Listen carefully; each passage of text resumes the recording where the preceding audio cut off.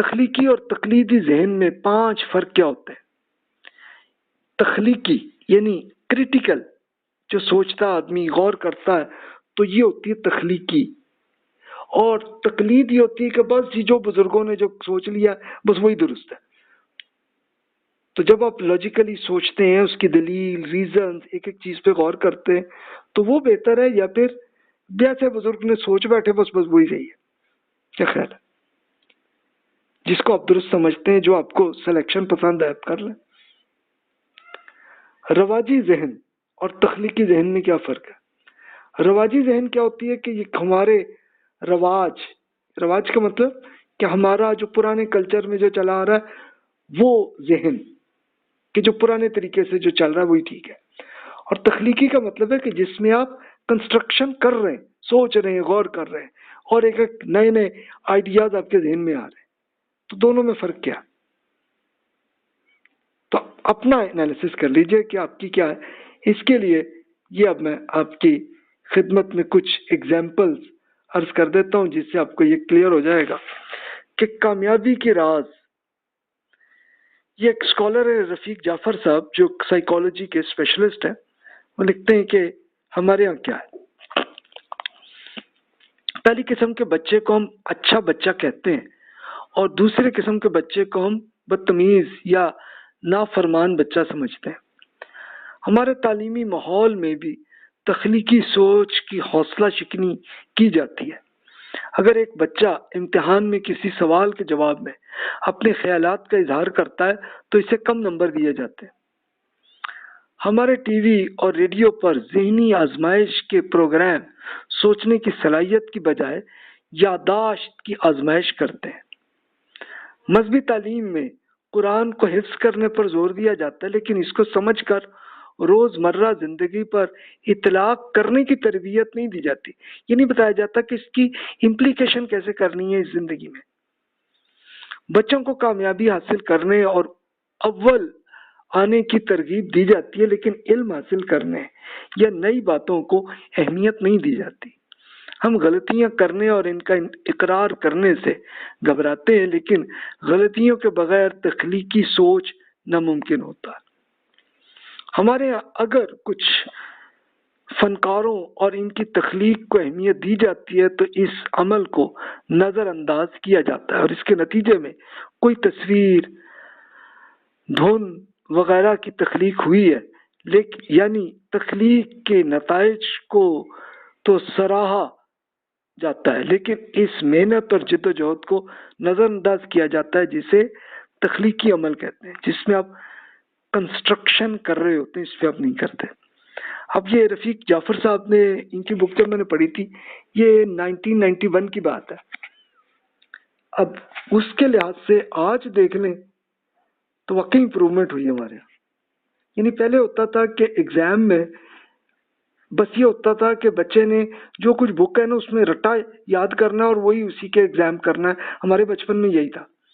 لیکن اب آ کے اسکالرس وہ ایسے اچھے ٹیچرز آئے ہیں کہ جو کہتے ہیں کہ نہیں، آپ اپنے ذہن سے سوچیں اور اس کے لحاظ سے آپ کریں، اور وہ آپ کرتے ہیں تو واقعی اس کے اچھے رزلٹس آ رہے ہیں. کمپنیز میں ابھی تک یہ امپروومنٹ اتنی نہیں ہوئی جتنی ہونی چاہیے تھی. یعنی اب جب آپ کو ایک آئیڈیا آیا اور اب آپ اگر یہ کریں اور کہیں کہ یہ سر اگر ہم اس طریقے سے کر لیں تو اس سے ایک اچھا رزلٹ آئیں گے، تو ابھی بھی کئی جو روایتی کلچر کے ہوتے ہیں وہ کہتے ہیں کہ نہیں نہیں یہ چھوڑو بھائی، اس طرح سے کرو جو ہمارا پرانا طریقہ. لیکن جس میں کچھ ایسی کمپنی ہے کہ جس میں یہ کنسٹرکشن کو اپریشیٹ کیا جاتا ہے، چاہے غلط بھی ہو آپ کا، لیکن آئیڈیا تو ہے نا. آئیڈیا آیا تو اس پہ آپ اپریشیٹ کرتے ہیں. اور اس کے لیے مثال کے طور پہ ایک کمپنی میں مجھے یاد ہے کہ انہوں نے یہ کیا ہوا تھا کہ آپ کو نیا آئیڈیا جو بھی آئے آپ اس میں ہمیں دیں تو ہم اس کو امپلیمنٹ بھی کر کے دیکھیں گے. اگر فائدہ ہوا تو ہم آپ کو اس کا فنڈ اگر کمپنی کو ملا تو اس میں سے آپ کو ہم اتنا % آپ کو دیں گے. تو وہ اپریشیٹ کرتے تھے اپنے امپلائیز کو. تو دیکھیے اس طرح کی ایگزامپلس ہیں کہ بہترین شخصیت کون سی ہوتی ہے. یہ اصل میں وہ جو میں نے پہلا کوشچن کیا تھا نا، جس میں یہ تھا کہ جناب ہماری دنیا میں کامیابی کی کن خصوصیات ہیں، تو یہ چند خصوصیات میں رکھ لیتا ہوں. आप खुद सोच सकते हैं कि यह हमारे यहाँ बेहतरीन शख्सियत हमारी कैसी है, बेहतरीन ताल्लुकात हमारे कैसे हैं दोस्तों के साथ, कजन्स के साथ, भाइयों बहनों के साथ, मुसलसल जिद्दोजहद हम क्या करते हैं कि नहीं करते, या बिल्कुल हम बर्फ की तरह बैठे हुए हैं एक तरफ ही ज़हनी तौर पे। जिस्मानी तौर पे तो चलो हम भाग लेते हैं, लेकिन ज़हनी तौर पे हमारा कैसा होता है। तख्लीकी कुव्वत, क्रिएटिविटी हमारे यहाँ है, सलाहियत या नहीं है, और अगर नहीं है तो इसको ठीक कर लें भाई। खुद एतमादी कि कॉन्फिडेंस है कितना। अच्छा, हो सकता है कि आप जहाँ आप जॉब कर रहे हैं वहाँ हो सकता है आपको ये कल्चर ना मिले, अगर मिल गया तो शुक्र करें अल्लाह का और कर लें इसको।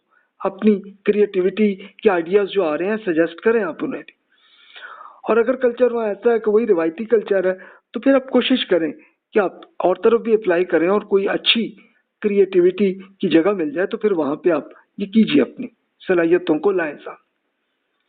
इबलाग की सलाहियत, ये ज़रूरी है कि हम अपनी इबलाग का मतलब कि हम ये स्पेशली डिस्कशन करते हुए हम एक्सप्लेन कर सकते हैं कि नहीं कर सकते। अगर नहीं है तो इसके लिए थोड़ी सी प्रैक्टिस करें तो इंशाल्लाह बेहतर हो जाएगी, कम्युनिकेशन हमारी अच्छी हो जाएगी।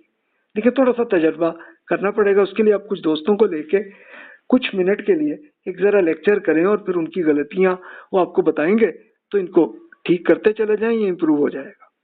इवन मैं भी अपने लिए कर रहा हूँ, आपने अभी मेरा लेक्चर अगर सुना है तो इसमें बताइए क्या गलतियां, मैं ठीक कर लूंगा इन्हें।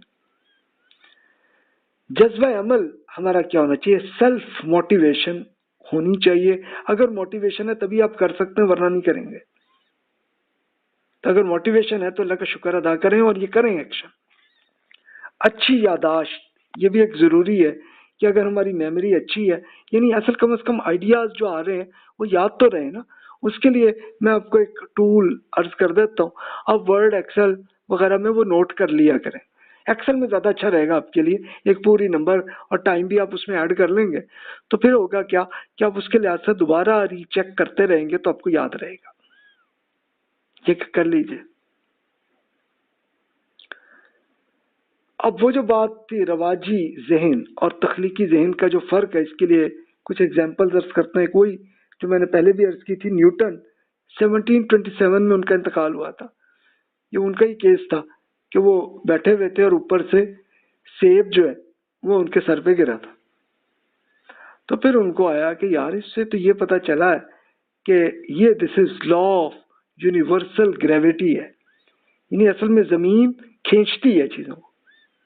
उन्होंने किया तो अब वहां जाके फिजिक्स सही तरह से डेवलप्ड हुई और सामने आई है, जिसे हम कश्य सकल उर्दू में हम कह देते हैं और ग्रेविटी आप कह देते हैं इंग्लिश में। तो उन्होंने फिजिक्स को ये अपना, अगर वो पूरे रिवायती तौर पर, वरना लोग यही सोचते थे कि नहीं जी ऐसा कुछ नहीं होता, कभी नहीं सोचते थे इसे, लेकिन उन्होंने सोच लिया और देखें एक अच्छा हुआ रिजल्ट। इसी तरह एक और केस स्टडीज है, एलिस होवे, एक वो मैकेनिक थे अमेरिका के।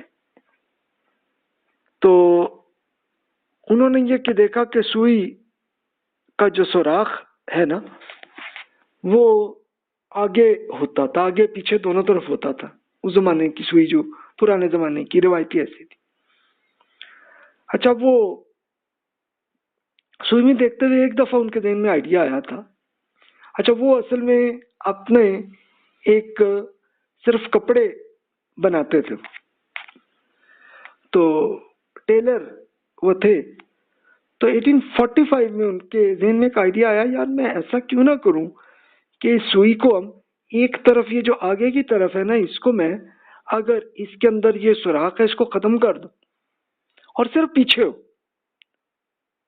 तो उन्होंने ऐसे ही किया। अच्छा, किया और फिर प्रैक्टिकली किया, तो अब वो सही तरीके से उसको पूरे कपड़े को सही तरह के आपके गारमेंट्स बनने लगे। जब उनका ये आइडिया आया था तो उसी बेसिस पे फिर आगे मशीनें भी बनी और मशीनें बन के अब आजकल हमारे कपड़े ऐसे आ रहे हैं। ये देखिए कि अगर वो रिवायती पहला यही था कि जनाब सुई के अंदर आगे पीछे दोनों तरफ होना चाहिए सुराख, पहले ऐसे ही होता था। लेकिन ایلیسوف نے جب یہ سوچا تھا تو تب ان کو سمجھ آئی تھی ہاں بھی ہے ایک آئیڈیا آیا تھا. تو آئیڈیا جب کریٹیوٹی یہ ہوتی ہے, لیکن اگر پرانا جو سوچ لیا طریقہ ویسے ہی کر رہے ہیں تو پھر کبھی نیا طریقہ نہیں آتا. اس کے لیے ایگزامپل آپ وہی دیکھ سکتے ہیں کہ جیسے مثال کے طور پر آپ کسی جانور کو دیکھ لیں, کوے کو دیکھ لیں, تو کوا جس طرح چلتا تھا اور جو کھاتا تھا اب سے ہو سکتا ہے کوئی 10 لاکھ سال پہلے, آج کل بھی ان کے بچے ایسے ہی کھا رہے ہیں. لیکن انسان میں بڑا فرق ہے. یعنی اب سے 100 سال پہلے والے ہمارے جو بزرگ تھے وہ جو سوچتے اور کرتے تھے, انہوں نے جو کیا, اب دیکھیں آج کل ہم ایک نئی ٹائم میں آ گئے جسے ہم انفارمیشن ایج کہتے ہیں. اب سے 500 سال پہلے ہم انڈسٹریل ایج ہماری شروع ہوئی تھی, اور اس سے پہلے 75,000 ایئرز اگو ایگریکلچرل ایج تھی, اور وہ چل رہا تھا سلسلہ. تو دیکھیں اس طرح سے جیسی تخلیق آپ کے یہاں ہوگی تو تب معاملہ چلے گا. جسٹ ریمائنڈر کے طور پہ کہ جناب کیا چیز ہمیں چاہیے اور کون سی نہیں چاہیے, جو بھی سلیکشن ہے آپ کی ہے, جنت یا جہنم جو کرنا ویسا سلیکٹ کر لیجئے, اور جو ذہن میں آئیڈیاز ہیں وہ بلا تکلف آپ ای میل کر لیں. آپ کے ارشادات کو میں بلا تکلف آپ کے آرٹیکلز کی شکل میں اپنی ویب سائٹ پہ یہ پبلش کر دوں گا, تاکہ اس کا مقصد صرف یہ ہے کہ آپ کو جو آئیڈیاز آ رہے ہیں وہ آئیڈیاز آئیں اور ڈیولپ ہوں. مقصد صرف یہ ہے. تو موسٹ ویلکم جناب, جزاک اللہ خیر واحسن الجزا.